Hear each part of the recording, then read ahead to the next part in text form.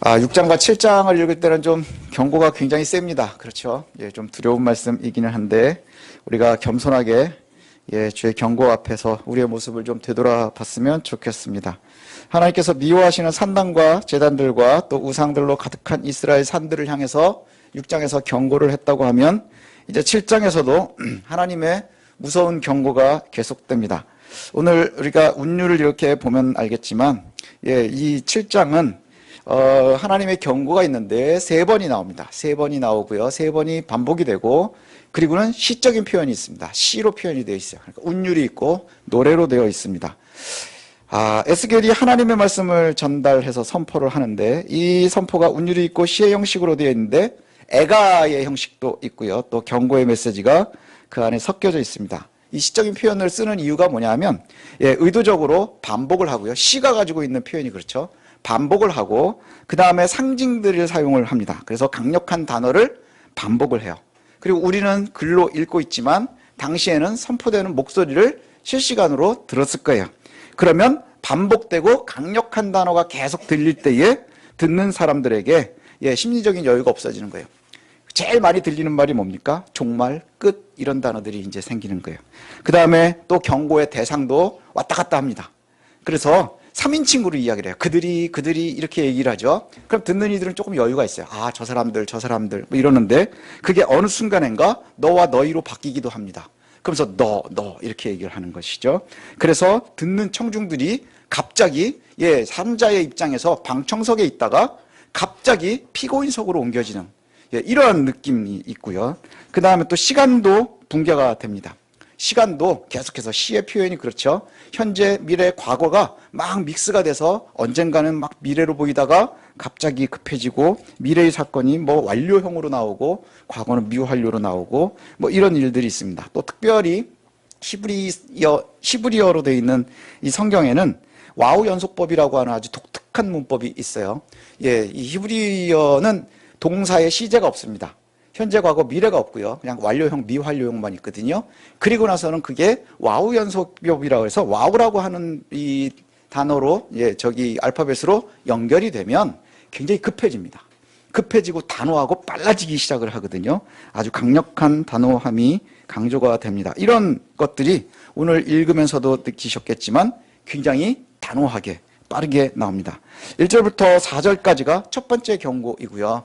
1절부터 4절까지가 첫 번째 단락, 첫 번째 경고고요. 그 다음에 5절부터 9절까지가 다시 반복이 됩니다. 그리고 10절부터 마지막 27절까지는 굉장히 강력하게 이제 이야기가 나오거든요.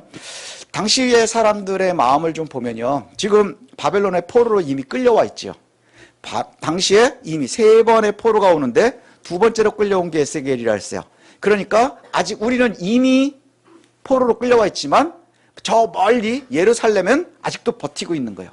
그런데 예레미야에서도 나오지만 당시에 바벨론에 의해서 느부갓네살에 의해서 계속해서 멸망당하고 있는 중에도요. 거짓 선지자들이 선포하던 것이 뭐냐 하면 너희가 바벨론으로 끌려가도 2년 내에 되돌아올 거야. 이렇게 이야기를 합니다. 예레미야 28장에 보면 거짓 선지자들이 그런 이야기를 해요. 지금 하나님이 우리를 아직 버리지 않았다. 그러니 우리가 바벨론에 멸망당하고 어려움을 당한다 할지라도 우리는 곧바로 돌아가게 될 거야. 그것을 믿고 있는 이들이 있어요. 우리도 그러지 않겠습니까? 우리가 되게 고통스러울 때는요. 듣고 싶은 이야기가 굉장히 귀에 쏙쏙 박히는 거예요. 그러면서 뭘 얘기하느냐? 우리가 빠르게 고향으로 다시 돌아갈 수 있겠구나. 바벨론에 이미 끌려왔지만 곧 돌아갈 수 있겠구나 하는 그 마음을 놓치지 않고 있는 거예요. 그런 사람들에게 아직 고향으로 빨리 돌아갈 수 있겠지 하는 그 희망을 갖고 있는 이들에게 희망을 아주 꺾어버리는 메시지가 바로 오늘 7장입니다. 절대로 그럴 일이 없다라고 선언을 하는 거예요. 에스겔을 통한 여호와의 말씀이 아주 단호합니다. 2절 여기 중간에 보면 많이 나오는 단어가 뭐죠? 끝, 멸망 이런 단어들이 많이 나옵니다. 끝났다. 막 2번, 3번씩 계속해서 강조를 합니다. 그 이야기는 뭐냐 하면 여호와의 분노가 이스라엘에 쏟아졌다는 거예요. 여지가 없다는 거예요. 이스라엘에 쏟아졌다. 여호와의 심판이다. 그런데 앞에 보면 여호와의 심판이 올 것이다. 여호와의 분노가 쏟아질 것이다. 그것이 이유가 뭐냐? 하나님께서 분노하셨기 때문에 너희들의 행위에 대해서 보응하시는 것이다. 보응이 보복한다 하는 말이죠. 그 이유가 뭐냐? 니네들의 행실이 역겹거든 이 뜻입니다. 너희들의 행실과 역겨운 일들 때문에 여호와께서 너희에게 보응하실 것이다 이렇게 얘기를 해요. 그리고 진노를 보내고 심판하고 보응하고, 이것이 아까 얘기했었던 것처럼 와우 연속법으로 연결이 되어 있습니다. 거침이 없는 거예요. 예, 진노를 보내고 심판을 보내고 보응하고 하는데 거기에 시간도 공간도 그 다음에 고민도 없는 거예요. 아주 가차없이 거침없이 확실하게 너를 심판할 것이라, 너에게 진노를 보낼 것이라, 너희를 보응할 것이라. 여호와의 거침없는 분노. 여호와께서 절대로, 여기에서 그 전에는 숨겨놓기도 하고 남겨놓기도 하고 하는 이야기들이 있었는데, 오늘 7장에서는 드러나는 것이 뭐냐 하면 여호와께서 절대로 이스라엘을 아끼지도 않을 것이라, 절대로 너희를 보면서 불쌍히 여기지 않을 것이라. 굉장히 두려운 말씀이지요. 이 모든 일이 일어난 다음에 4절에 보니 계속해서 반복하는 말이 뭐냐 하면 내가 여호와인 걸 너희가 알 것이라 이렇게 얘기를 해요. 내가 여호와인 걸 알 것이라. 너희가 늦으면 내가 여호와인 것을 언제 안다는 거예요? 여호와의 심판을 보고 여호와의 분노를 경험하고 그리고 여호와의 보복을 경험한 후에, 그러면 다 망한 후에 그 끝에 가서 내가 여호와인 걸 알 것이라 이렇게 말씀해요. 제가 이 1절부터 4절까지를 갖다가 고민을 하다가 다시 제가 좀 이렇게 개인적으로 써봤어요. 제 감정처럼. 한번 읽으면 이렇습니다. 이스라엘아, 너는 끝났어. 의심의 여지 없이 너는 멸망이야. 나의 분노가 반드시 너에게 쏟아질 것이다. 내 분명하고 거침없는 심판이 있을 것이다. 왜냐하면 너희들의 행동이 모두 나에게 너무 역겹거든. 그래서 내가 너희한테 보복할 때 절대로 니네들을 불쌍하게 여기지도 않을 거고 조금도 아끼는 마음을 남겨두지 않을 거야. 그래서 너희들이 완전히 멸망한 후에 비로소 내가 여호와인 걸 알게 될 것이라. 그 여호와를 알게 되는 그때에는 후회만이 남겠죠. 아주 큰 후회가 있을 겁니다. 이것이 바로 1절부터 4절까지의 말씀입니다. 제일 두려운 건 끝보다 더 무서운 게 뭐냐면 여호와의 긍휼과 은혜가 보이질 않는 거예요. 그 문장에 여호와의 긍휼과 은혜가 없는 거예요. 단호한 심판만이 선포되고 있어요. 분명하게 여호와께서 징계할 것이라 하는 말씀만 있습니다. 그리고 5절부터 9절도 이것이 다시 반복이 돼요. 그 다음에 재앙이라, 끝이라, 재앙과 끝이 바로 지금이다 이렇게 이야기를 합니다. 10절과 11절을 한번 보시죠. 제가 읽어드리겠습니다. 볼지어다 그날이로다. 볼지어다 임박하도다. 정한 재앙이 이르렀으니 몽둥이가 꽃이 피며 교만이 싹이 났도다. 포악이 일어나서 죄악의 몽둥이가 되었은즉 그들도 그 무리도 그 재물도 하나도 남지 아니하며 그 중에 아름다운 것도 없어지리로다. 우리 주보안에 보면 새 한글 성경이 있지요. 여기로 보면 조금 더 느낌이 삽니다. 10절과 11절입니다. 보라 그날이다. 보라 그날이 오고 있다. 몰락이 시작되었다. 몽둥이가 꽃망울을 터뜨리고 건방짐이 꽃을 피웠다. 폭력이 자라나서 불의의 몽둥이가 되었다. 그들 가운데는 아무도 어떤 무리도 남아있지 못할 것이다. 그들 가운데에는 떠드는 어떤 소리도 어떤 곡소리도 없을 것이다. 여호와의 분노의 날입니다. 여호와의 분노의 날, 여호와의 분노의 날, 바로 그날이다. 근데 여기에 나오는 표현이 뭐냐면 앞에 없었는데 그림이 하나 나오죠. 몽둥이가 꽃망울을 터뜨리고 건방짐이 꽃을 피웠다 이렇게 얘기를 해요. 몽둥이가 꽃망울을 터뜨리고 건방짐이 꽃을 피웠다. 뒤에 보면 몽둥이는 뭘 얘기하느냐? 폭력이에요. 폭력의 결과예요. 그리고 불의가 창궐한다. 그리고 교만이 싹을 텄다. 건방진 교만이 싹을 터서 꽃을 피웠다. 뭐죠? 이 말은 다시 얘기하면 폭력이 드디어 활짝 그 결과물들을 얻기 시작했다. 너희들의 교만이 드디어 활짝 꽃피기 시작했다. 그게 바로 하나님의 멸망의 날이라는 거예요. 그런데 그 결과가 뭐냐? 이스라엘에 아무도 남지 않는다는 거예요. 이스라엘은 하나님께서 아브라함에게 언약한 땅입니다. 거기에 가득해야 됩니다. 창세기의 이야기를 갖다가 보면 거기에 충만해야 되는 거예요. 거기에 가득해서 하나님의 모습으로 서 있어야 되는 거예요. 근데 거기가 빈다는 거죠. 싹 비어 있습니다. 그곳에 이스라엘 백성 중 아무도 남아있지 못할 것이라. 심지어는 얼마나 크냐. 사람들이 고통스러울 땐 비명소리들 들리고 막 해야 되죠. 근데 오늘 이 그림에서 보면 이스라엘이 하나님의 분노로 가득 찬 그날에는요, 더 이상 곡소리도 들리지 않아요. 예, 사람 소리들도 들리지 않아요. 왜일까요? 멸망해서 거기가 비어 있는 거예요. 폐허로 비어 있어서 아무 소리도 들리지 않는 거예요. 오히려 누가 우는 소리로 나면 덜 무서울 거예요. 곡소리라도 나면 아직 거기에 누군가 있는 거예요.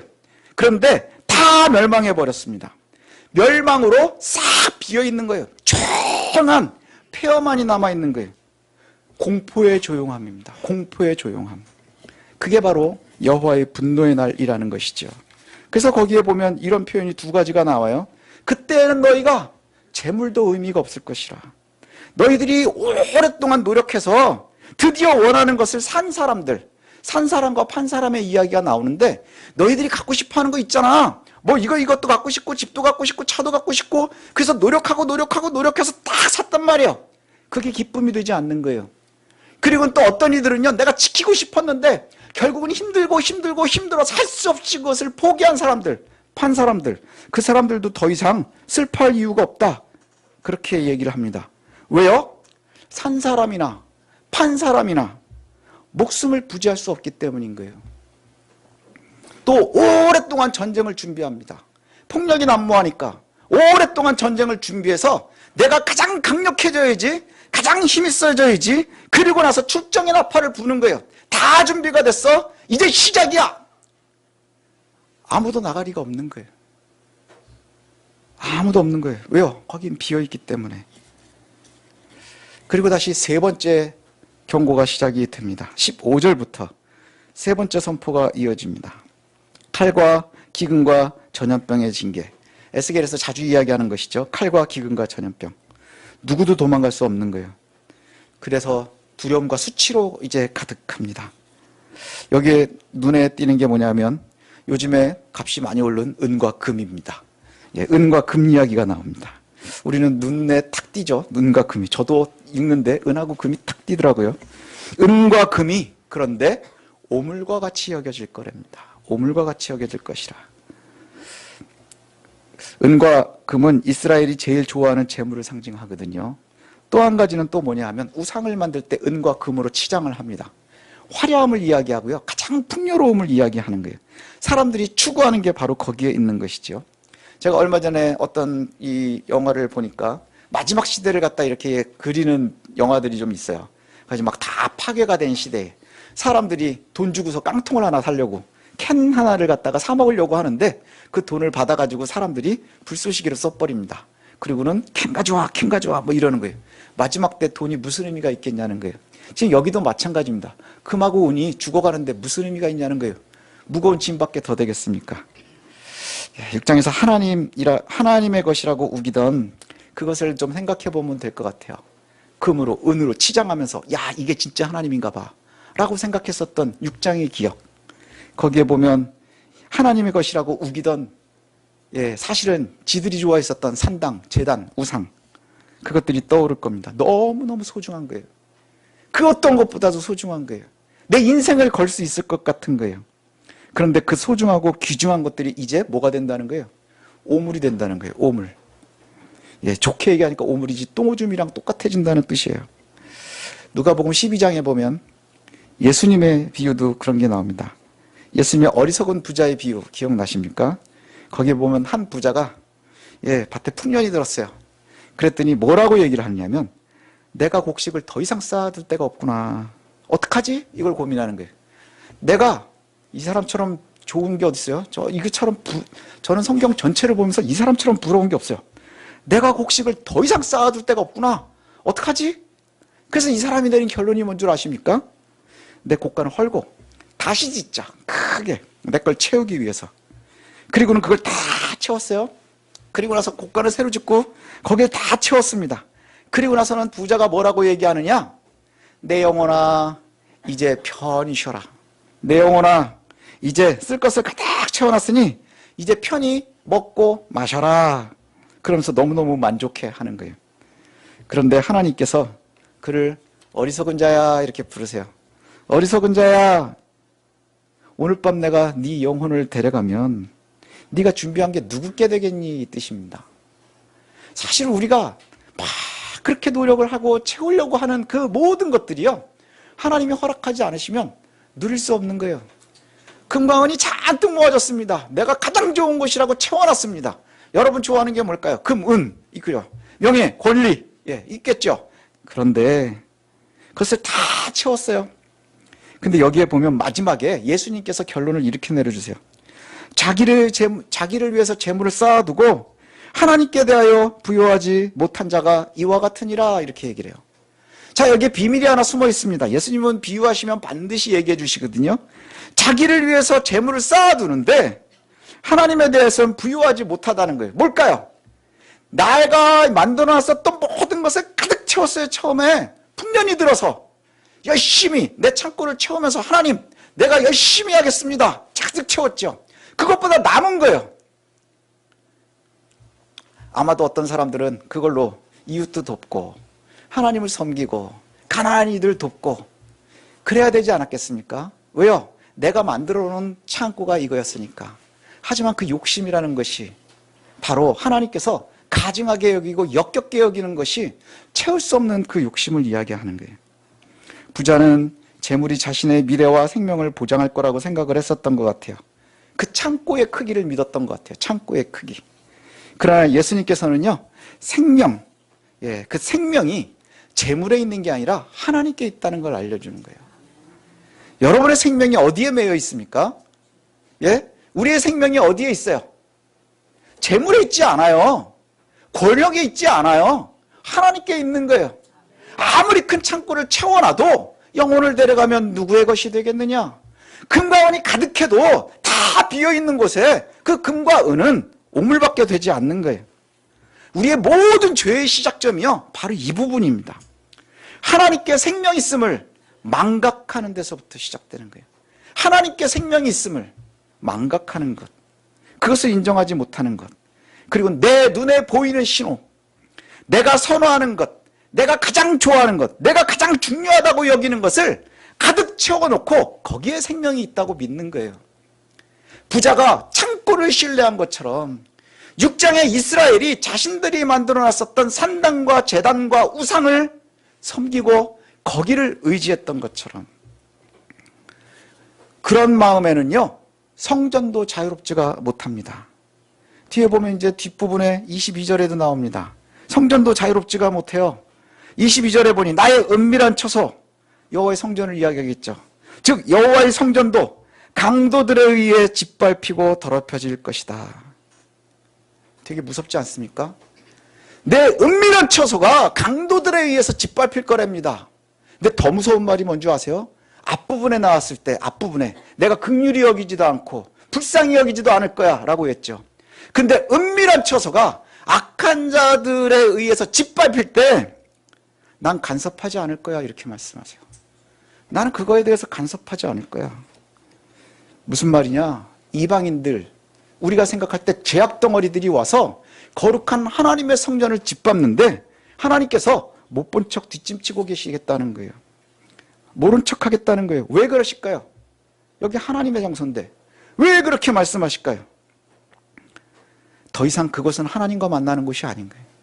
더 이상 그곳은 하나님이 없는 곳이요. 더 이상 그곳은 하나님께 의미가 없는 거예요.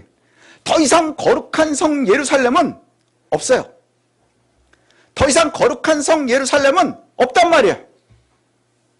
내 가정에서 아무리 귀하다, 성스럽다, 거룩하다 얘기해도 하나님께서 모른 척 하신다는 거예요. 하나님과 이스라엘이 사랑할 때의 예루살렘, 하나님과 이스라엘이 아직도 사랑이 넘칠 때의 예루살렘, 거기는 연애하는 장소였어요. 만남의 장소였어요. 사랑하는 곳. 그곳을 찾아서 하나님께 기도하면 들으시겠다, 응답하시겠다 약속하셨어요. 솔로몬이 성전을 건축했을 때도 내가 이곳을 향해서 기도하면 하나님 들어주시겠다라고 분명하게 약속해 주셨어요. 그런데 이제 거기가 하나님한테 아무 의미 없는 장소가 돼버린 거예요. 왜 그러느냐? 하나님이 떠나셨는데 이유는 더러워서예요. 더러워서. 그곳이 이미 전멸했어요. 이방인들이 와서 예루살렘 성전을 전멸하도록 하셨습니다. 모른 척 하셨어요. 또 그것에 아무리 거기에서 평화를 놓고 기도해도 더 이상 평화는 없습니다. 더 이상 평화는 없어요. 우리 새한글 성경으로 23절부터 27절까지를 좀 볼까요? 마지막인데.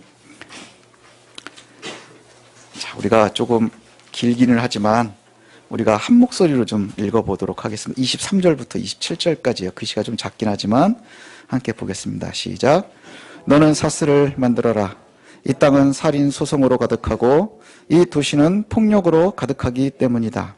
내가 못된 민족들을 데려와서 그들의 집을 차지하게 할 것이다.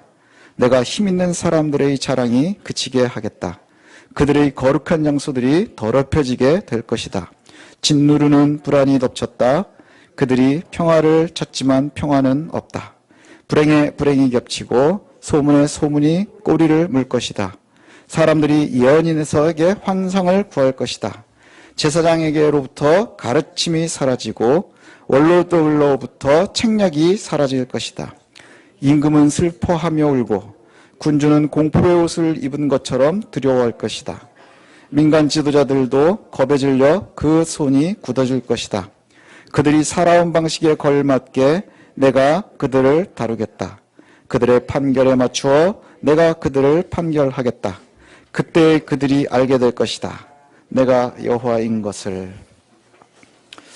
너무나 두려운 말씀이지요. 우리는 스스로 우상들을 만듭니다. 우리는 우상이 어딘가에 있는데 내가 선택하지 않으면 된다고 생각을 하는 경우가 많아요. 우리가 스스로 우상을 만듭니다.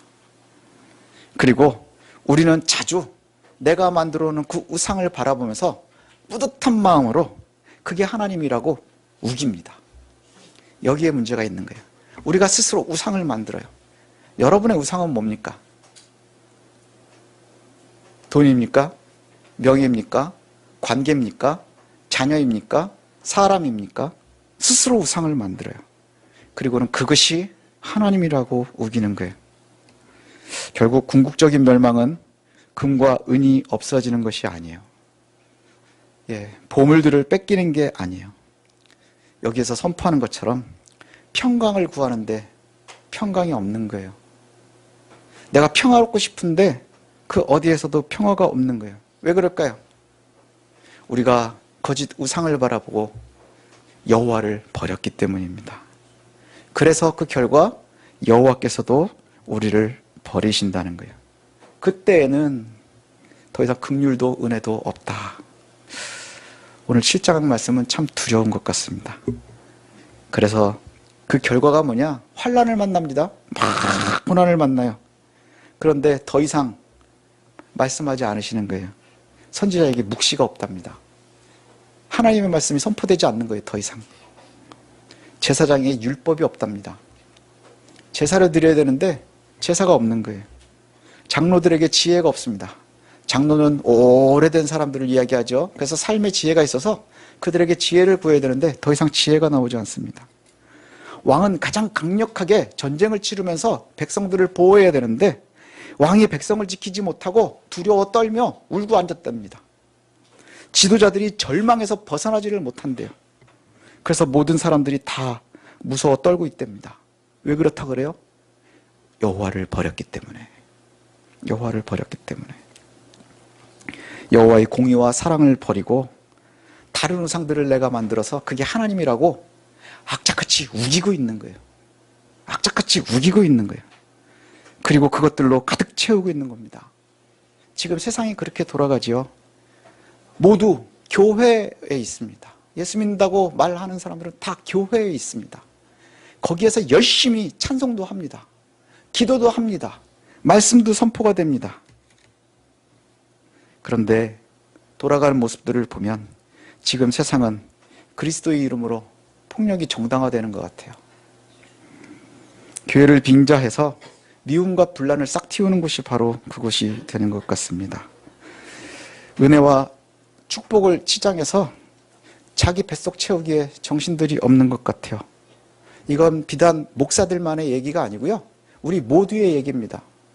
모든 사람들이 예수의 이름으로 폭력을 정당화하고요, 예수의 이름을 들먹이면서 서로 비방하고 미워하는 것을 합리화시킵니다. 그리고 은혜라는 명목하에 자기 뱃속 차리기에 정신이 없어요. 이스라엘 멸망이 바로 거기서부터 시작이 되었습니다. 우상을 만들어 놓고 하나님이라고 우기는 데서부터 자기들의 욕심과 욕망을 채우면서 여호와의 이름을 빌려 쓰기 시작하면서, 거기에 대한 여호와의 보응이 뭐냐? 거침없고 확실하고 단호한 하나님의 행동입니다. 여호와의 결정이 때가 되면 진짜 두려운 것은 모르는 척, 못 본 척, 정당화하고 미워하고 치장했던 그 모든 것이 멸망의 한 군데로 모여진다는 거예요. 그렇게 좋아하던 금도 은도 장신구도, 그렇게 경건한 척하던 하나님의 성전까지도 멸망이라는 것이죠. 이제 오늘은 좀 봐야 될 것 같습니다. 밖에 나가면 봄이고 꽃도 피고 그러는데 두렵죠. 오늘 우리는 혹시 나를 좀 보십시오. 내가 섬기는 우상은 뭔가? 지금 내 삶에서 내 하나님 자리를 빙자하고 하나님이라고 우기면서 내가 제일 귀하게 여기는 게 뭔가? 스스로를 좀 돌아봤으면 좋겠습니다. 하나님의 마음은 아닌데 내가 우기는 하나님의 마음이라고 우기는 그 마음은 뭔가? 한번 봤으면 좋겠습니다. 마지막 때가 가까워온다. 그거는 제 초등학교 때도 있었던 얘기예요. 여러분 세상을 떠날 때까지 우리가 성경에 나오는 그런 멸망은 없을지도 모르겠어요. 예수님 언제 오실지 우리는 알 수 없습니다. 그러나 하나님이 살아계시고 또 우리의 역사 가운데 지금도 운영하시고 일하시는 하나님을 우리가 입술로 고백한다고 하면 오늘 말씀을 겸허하게 봐야 될 겁니다. 그리고 두려움으로 우리가 읽어야 될 겁니다. 모든 폭력과 교만에 대해서 심판하시는 하나님, 그리고 우리가 악착같이 내가 만들어 놓은 우상을 하나님이라고 우기면서 섬기고 있는 그 우리의 우상 숭배를 좀 겸허하게 바라볼 수 있었으면 좋겠습니다. 제일 무서운 말은 그때 내가 여호와인 줄 알리라. 이게 제일 무서운 말이에요. 그때 내가 여호와인 줄 알리라. 그건 뭐냐? 늦은 때에 알게 된다는 것이죠. 우리가 지금도 선포되는 하나님 말씀에서 우리가 우리의 모습을 돌아보며 하나님께서 아직도 남겨놓는 약속, 그 약속에 저와 여러분들이 서 있었으면 좋겠습니다. 하나님의 은혜의 말씀에 저와 여러분들이 서 있었으면 좋겠습니다. God loves you. I pray that you believe in Jesus and receive salvation. 하나님 널 사랑하십니다. 예수님을 믿고 구원을 받으시길 기도합니다.